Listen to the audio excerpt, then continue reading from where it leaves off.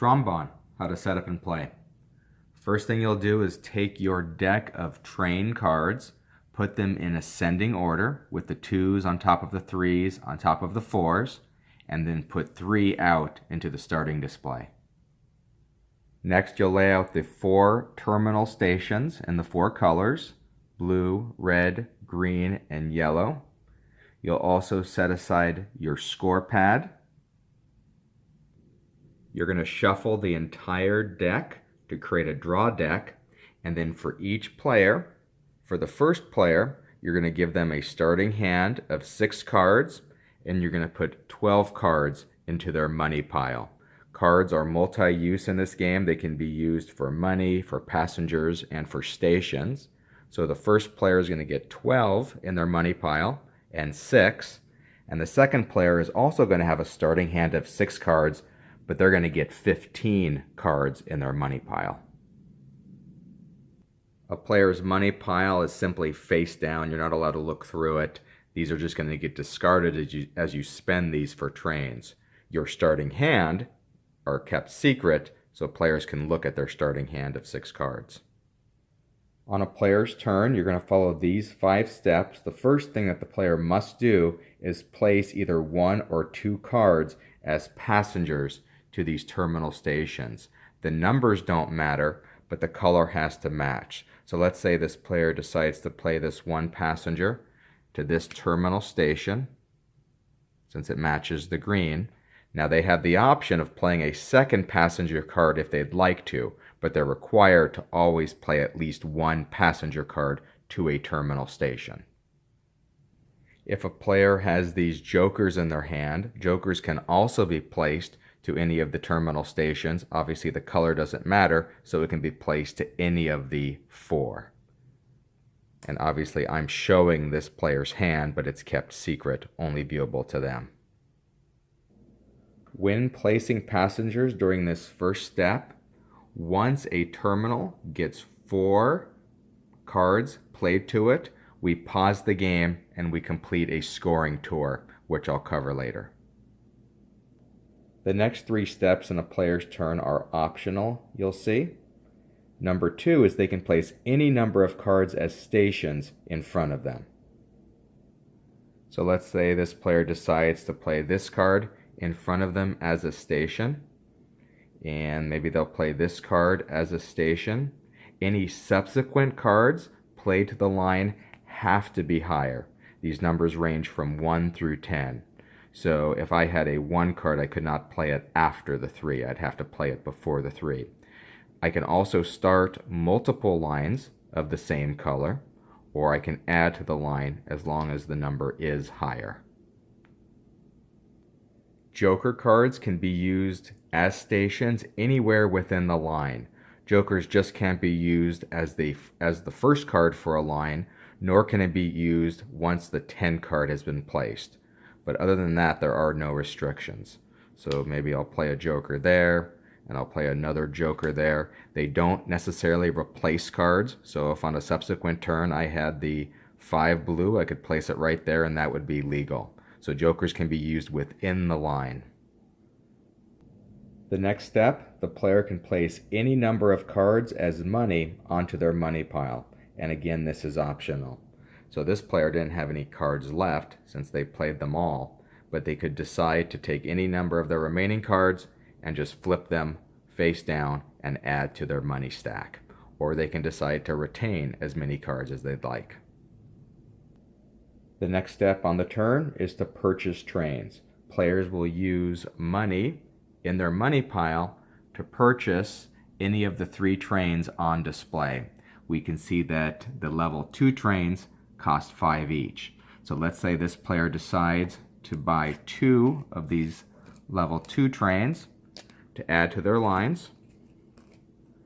They would have to turn in 10 of their money cards. Just put them into a face down discard pile, 5 for each of these trains. The train display will not refill until the end of a player's turn, so the most number of trains a player could buy on their turn are the 3 in the display, but if there was a higher level train that they wanted, they couldn't get it until it dropped down to the display on a subsequent turn. So this player paid their 10 money. They put a train at the top of each line. You can only have one train per line, so you could never add a second train here. Also, once the train is associated with the line, these can never be changed or moved. Two other important rules about trains. You cannot buy a train for a line that hasn't been started yet. Also, if you start a line but aren't able to put a train on it, then that line immediately gets discarded as money into your money pile. So you really do not want to start any new lines during your turn that you can't afford to buy a train for. The final step of a player's turn is to draw their hand back up to 6 cards. So since this player doesn't have any cards, they're going to draw 6 from the top of the draw deck. A very important rule: once this draw pile is empty, both players have to discard half of their money cards, rounded down. Then you would simply reshuffle all the discards to form a new draw pile. Finally, at the end of a player's turn, you're going to refill the train display back up to 3 cards. And we can see the next set of trains are here at the top of the deck, the 3. Then you simply go to the next player and they'll complete these steps as part of their turn, going back and forth. So now let's talk about how scoring works. I fast forwarded the game state a little bit. So you remember the first step on a player's turn, they can place 1 or 2 passengers. Let's say it's this player's turn and they decide to place 1 passenger right there. We can see that makes 4 total passengers for the blue line. So we now pause the game and score all blue lines for both players. So what you do is look at the victory point values on each of the cards in the line and multiply that by the train multiplier. So we can see that this player has 2 times 2, so they would get 4 for this blue line. This player has 2 different blue lines, so this one will get 3 times 5 for 15, in addition to 2 times 1 for 2. So this player will score 17. So the entire scoring round for this would be John 4 and Lois 17, and that would complete 1 scoring tour. Once you complete a scoring tour, these 4 passenger cards will get discarded and flipped over to the discard pile, but it's important to remember that the player's lines always stay in place, so these will continue to get scored throughout the game. So in this example, you'll remember the player just placed their 1 card, which triggered the scoring of the blue line. Those cards got discarded. We finished the scoring. This player now resumes their turn. They have the option to play a second passenger card. So if they wanted to, they could play another passenger card from their hand. They could play now the first one here. What if instead they decide as their optional second card, they decide to trigger scoring of all red lines for all players?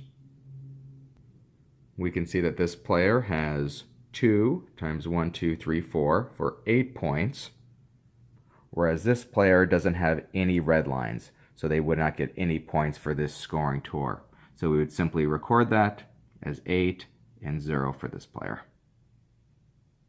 And as usual, we'd clear all the passengers for that terminal station that just scored. There is one other way that a line can get scored outside of the normal step of satisfying the 4 passengers. If and when a line ever gets 8 cards played to it, it's going to be an extra special scoring for that line for that player only. So let's say on this player's turn, they were able to continue to add stations to this line. Each number is higher than the last, and we can see that's at least 8 cards in this line. So once the 8th card got placed, this would trigger the special scoring. Also remember that once you place the 10, this ends this line, meaning that no jokers or no subsequent cards could be placed on it. To do the special scoring, it would be as normal. You would take the victory point times the multiplier. So 1, 2, jokers have no value. 3, 4, 5, 6, 7, 8, 9, 10 times the train of 2, so 20 points in this special scoring, and it's only for this player. So you would record those 20 points down here on the extra tours line. You can score multiple extra tours, but each line can only be scored once for the extra tour. So once a line gets its 8th card, it gets scored. It cannot get a special scoring again, but this one could get a special scoring if you were able to get it up to 8 cards. We can see we're already on the 9th card here, so it's going to be impossible to get 8 cards because 10's the only one that can go here. But you can score each of your lines for that special scoring if they're able to get to 8 cards. And you know what? I guess in theory, if you were lucky enough to keep putting jokers down here and then end the line with a 10, that is one way you could get this line to 8 cards. So the game will go back and forth and will immediately end at the end of scoring the 10th tour. You'll simply add up all the points for each player. Most points wins the game. If there's a tie, you see which player has the highest number of money cards in their money pile. And that should be everything you need to set up and play Trambahn.